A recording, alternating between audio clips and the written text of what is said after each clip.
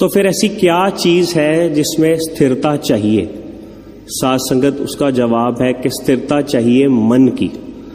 और वो मन कैसे स्थिर होगा? जब वो निराकार से जुड़ेगा, क्योंकि सिर्फ निरंकार ही है जो अटल है, जो स्थिर है।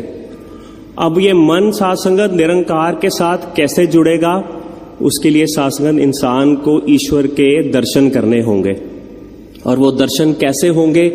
वो सतगुरु के दिए गए ब्रह्म ज्ञान से ही सिर्फ कृपा होगी, तभी साध संगत उसको निरंकार के दर्शन होंगे। और ये साध संगत मन का जुड़ना जरूरी क्यों है?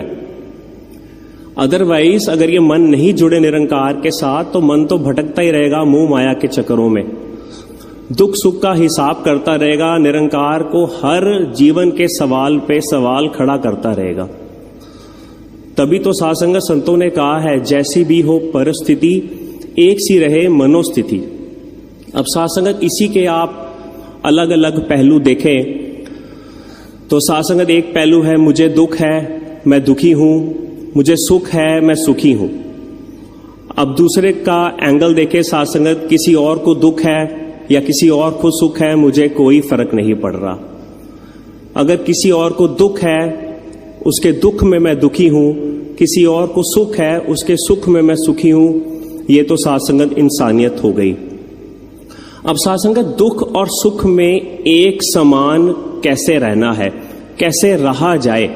ये नहीं कि मुझे दुख हुआ, मैंने खाना खाना छोड़ दिया, मैं घर से भाग गया, मेरा रिजल्ट अच्छा नहीं आया तो मैंने कोई गलत स्टेप उठा लिया। ये समानता जो है वो दुख सुख की तभी आएगी जब हम ये समझ लें कि ये जो सब कुछ हो रहा है वो इसकी रजा से हो रहा है, इसके पीछे सिर्फ निरंकार है, मेरा कोई रोल नहीं है।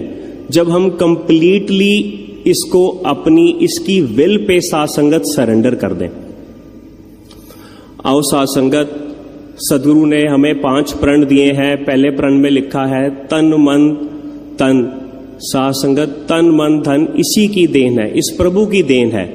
और साध संगत इस प्रभु का ही मानना है और इस पे हंकार नहीं करना। मन बेचे सतगुर के पास, तिस सेवक के कारज रास। साध संगत अब क्वेश्चन ये है कि वाकई हमने अपना मन जो है वो बेचा है सतगुरु को? कहीं लीज पे तो नहीं दे दिया, कहीं रेंट पे तो नहीं दे दिया कि जितनी देर तक फेवरेबल रिव्यूज या रिवर्ट्स आते रहे उतनी देर तक तो मेरा मन आप रख लो, उसके बाद मैं नहीं जानता? नहीं साध संगत, शायद हम में ही कुछ कमियां हैं जो बार बार साध संगत सतगुरु को ये हमें याद दिलाना पड़ता है कि हमें निरंकार के साथ जुड़ना है। आओ साध संगत, दास सतगुरु के चरणों में सर रख के यही अरदास मांगता है कि जैसे आपसे हमेशा मांगते आए हैं भक्ति, विश्वास, साध संगत, संगत, सिमरन, सेवा, दास आपसे सभी के लिए साध संगत स्थिरता मांगता है। साध संगत जी प्यार से कहना, साध संगत जी प्रेम से कहना, धन निरंकार जी। साध संगत जी, किसी महापुरुष ने कहा है कि एक छोटी सी चींटी भी अपना पालन पोषण कर रही है, बड़े बड़े हाथी भी अपना पालन पोषण कर रहा है, लेकिन यदि कोई पदार्थ की प्राप्ति के लिए अपने आप को झुकाता है तो वह उसको पूर्ण भक्ति नहीं कहा जाता।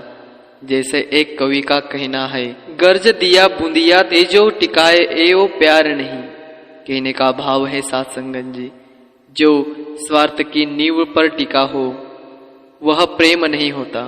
साध संगत जी, संसार में गर्ज के खातिर प्यार दिखावा जाता है, अपने सामने कोई उपदेश रखकर किसी लक्ष्य की पूर्ति के लिए प्यार दिखाया जाता है। किसी को कुर्सी हासिल करनी है वह तो दूसरों की चापलूसी भी करता है। किसी ने कोई चीज बेचनी है, उसका सिला कीमत प्राप्त करने के लिए वह सोचता है कि मैं कितनी इससे प्रेम कर जता रहा हूँ। मन में चाहे कितनी भी उकलटाह, कितनी भी बुरी भावना हो, एक दूसरे के दुख की कामना कर रहा हो, लेकिन ऊपर से प्यार जताता है। यह संसार का चलन होता है। संसार के लोग तो भ्रम में आ सकते हैं, कोई भी इस बहाव में बह सकता है। बाहर की बनावटों सजावटों से, बाहर की दिखावों से कोई भी इंसान बह सकता है, लेकिन जहाँ पर हार्दिक प्रेम है उसको नहीं बहकाया जा सकता। जो कोई दिखावे में यकीन करता है, लोक लाज में यकीन करता है, जो उसको हरि की दरगाह में ऊंचा स्थान नहीं प्राप्त हो सकता।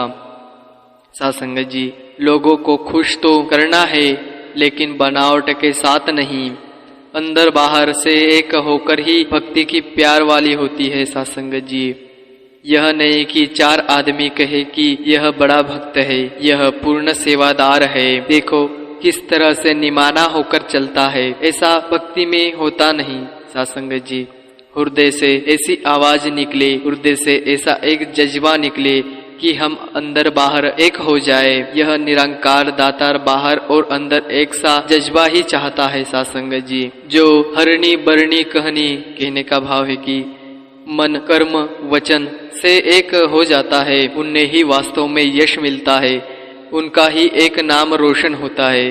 सासंगत जी, जैसे एक बार क्लास में एक टीचर ने बच्चे को सेवा ऊपर करने के लिए, कुछ नेम काम करने के लिए सेवा की प्रेरणा दी। अभी आपकी कुछ छुट्टियां है, छुट्टियों के बाद आप जब लौटकर स्कूल में आएंगे तो मैं आपसे पूछूंगा कि इस दौरान आपने कोई नेकी काम किया, कोई सेवा का काम किया।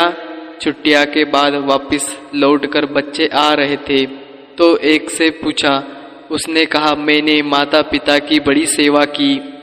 दूसरे ने कहा कि कोई गिर पड़ा था, मैंने उसको उठाकर अस्पताल में पहुंचाया। इस तरह से सब बारी बारी से कोई ना कोई बात बताते रहे। सासंग जी, एक लड़के ने कहा कि मैंने एक औरत की मदद की, औरत को मैंने बाजू से पकड़कर सड़क पार करवाई। उसके बाद दूसरे बच्चे ने पूछा तो उसने भी वही बात बताई कि एक औरत को सड़क पार करवाई। सासंग जी, तीसरे से पूछा गया कि उसने भी वही बात बता दी। मास्टर जी के मन में शंका आ गई कि शायद कोई बनावट चल रही है। यह 3 बच्चे एक ही बात कह रहे हैं, परंतु मास्टर जी ने जब पूछा कि आप सच बोल रहे हैं, पहले ने हाँ कहा। सासंग जी, सच बोल रहा हूँ। तो पूछा कि क्या उसको दिखाई नहीं देता था, क्या कारण था कि वह सड़क खुद पार नहीं कर सकी। जब गहराई से मास्टर जी ने पूछताछ की तो बनावट बाहर आ गई। सासंग जी, 3-4 दफा अलग अलग ढंग से पूछा तो एक बच्चे ने बता दिया कि हमें कोई ऐसा ध्यान नहीं आया कि जब छुट्टियां खत्म होने लगी कि आखिरी दिन था, हमें याद आ गया कि मास्टर जी ने यह बात कही थी। हम फटाफट बाहर गए। बस स्टैंड पर एक औरत खड़ी थी, उसको बाजू से पकड़कर हमने उसे सड़क के पार कर दिया। सासंग जी, वैसे वह तो बस के इंतजार में पहले ही ठीक जगह पर खड़ी थी। सासंग जी, चाहे महापुरुष सतयुग में हुए, त्रेता युग में हुए, द्वापर युग में हुए, कल युग में हुए, चाहे भगवान राम जी रहे, चाहे भगवान कृष्ण जी रहे, चाहे हजरत मोहम्मद साहब, चाहे हजरत ईसा महिम, चाहे गुरु नानक जी महाराज से लेकर श्री गुरु गोविंद सिंह महाराज तक संसार में रहे हो, या फिर हम अन्य भक्तों की श्रेणी में देखें संत तुकाराम जी, संत एकनाथ जी, या इसी विशाल देश में अनेकों किस्से हुए हैं। महापुरुष साउथ में तो अगर आंध्र प्रदेश का जिक्र करे, इस तरफ की श्री बोतन्ना जी, विमन्ना जी, ऐसे ही महापुरुष हुए हैं। उड़ीसा की तरफ जाए तो वहाँ पंचसखा कहकर महापुरुष मशहूर है, उन्हीं की वाणी वहाँ पर चलती है। वहाँ पर लोग श्रद्धा से पढ़ते हैं, सुनते हैं, और सभी महापुरुष के वचन हम पढ़ ले, सुन ले, उससे एक ही भावना मिलेगी।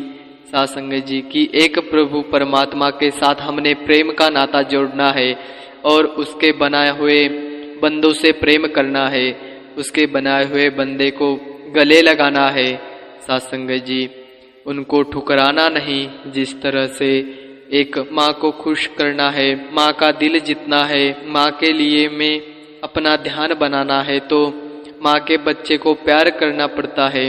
अगर हम बच्चे को कुचल दे, ठुकरा दे, लेकिन माँ के पास जाकर कहे कि बहुत दयालु है, तू तो बहुत प्यारा कृपालु है, तेरे चेहरे पर तो बड़ा तेज चमकता है, जितने भी तारीफ के शब्द हम कह सकते हैं, इस माँ को कह सुनाए, लेकिन हम उम्मीद छोड़ दे, ये ख्याल छोड़ दे कि वो खुश होगी। वो कहेगी, मेरे जिगर के टुकड़े को तो तुम कुचलाता है, मेरे बेटे को तू ठुकराता है और मेरी बड़ी तारीफ करता है। वो माँ उससे कभी खुश नहीं हो सकती सासंगत जी। सासंगत जी, दूसरी तरफ अगर प्यार वो इंसान बच्चे को उठा लेता है, गले से लगा लेता है, प्यार करता है, उससे मीठे बोलता है और माँ दूर खड़ी देख रही है, वो माँ के पास जाकर उसकी तारीफ में भी कहे, उसको पास वो दो शब्द वो अल्फाज भी कहे, फिर भी वो माँ का दिल जीत लेता है सासंगत जी।